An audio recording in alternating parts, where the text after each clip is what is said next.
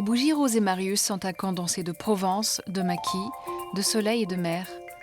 Magali, la créatrice de cette marque devenue incontournable, a eu cette envie sincère et authentique de proposer des objets d'exception, réalisés à la main dans ces matières précieuses et fines, des objets qui racontent son histoire de la Provence. Disons que moi je porte la Provence dans mon cœur.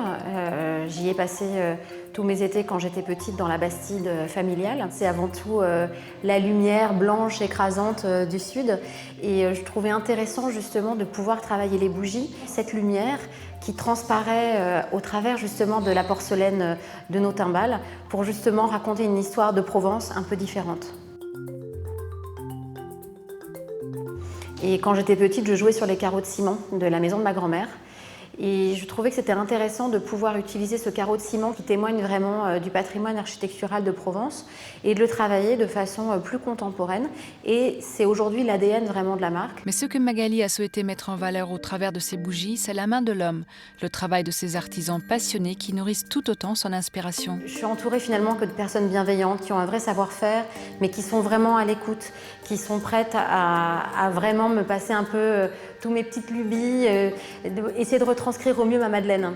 Mais avec Rose et Marius, ce qui est très intéressant, c'est qu'elle utilise l'objet pour être révélateur de cette qualité. Parce que cette porcelaine de Limoges, elle est, et surtout quand elle est travaillée de manière avec beaucoup de finesse, elle est translucide. Coulage, démoulage, cuisson, émaillage, les timbales réalisées en porcelaine dans ces ateliers du Limousin bénéficient d'une attention et d'un savoir-faire exceptionnels. C'est toujours étonnant de se dire qu'on va dessiner quelque chose et puis que finalement là on le voit se matérialiser devant nos yeux. Et c'est vrai que d'être là un petit peu à la naissance de l'objet, c'est beaucoup d'émotions. Le savoir-faire à Limoges, c'est déjà 2 siècles d'existence. Nous avons affaire à des artisans, des gens qui doivent être passionnés, où le matériau par lui-même est tellement, je dirais, et noble et rebelle, que sans la passion, effectivement, la pérennité va être en jeu. Rien ne serait possible pour Rose et Marius sans tous les artisans qui nous réalisent nos collections d'exception.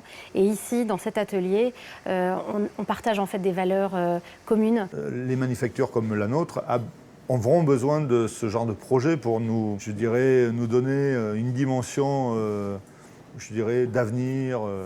C'est assez important. Retour en Provence à présent, car pour la création des fragrances de ces bougies, Magali s'est tournée vers la région de Grasse, capitale mondiale de la parfumerie. L'intérêt du travail avec Rose et Marius est d'arriver à exprimer l'idée de la Provence au travers de ses matières les plus nobles. Ici, nous travaillons à peu près avec 1 millier de matières premières, que ce soit naturelles et synthétiques. Le métier consiste à connaître ces matières premières, savoir les utiliser, ensuite les retranscrire sous forme de formules et faire différents essais jusqu'à rejoindre l'idée initiale, c'est-à-dire arriver à exprimer notre idée avec différents essais. En travaillant avec Rose et Marius, nous avons la chance de pouvoir utiliser des matières premières de haute qualité puisque nous utilisons beaucoup de matières premières très nobles, de l'essence de rose, des absolus jasmin, de l'absolue tubéreuse, des très bonnes qualités d'essence de lavande, spécialement sélectionnées. Grasse, c'est aussi un savoir-faire qui se transmet de génération en génération. Beaucoup de parfumeurs de différentes compagnies dans le monde entier viennent de Grasse. J'ai moi-même été formé à Grasse. Je suis le représentant de la 3e génération de parfumeurs à Grasse. Cette idée de la passation du savoir, c'est quelque chose qui me touche et c'est quelque chose que j'ai envie de retranscrire dans nos créations. J'ai envie que la personne qui va avoir une timbale Rose et Marius sur sa table, elle a un petit morceau d'histoire, un petit morceau de notre patrimoine sur cet objet d'exception qu'elle va pouvoir garder et qui va embellir son quotidien. Il y a une vraie démarche de développement durable qui est ancrée vraiment au plus profond de la marque.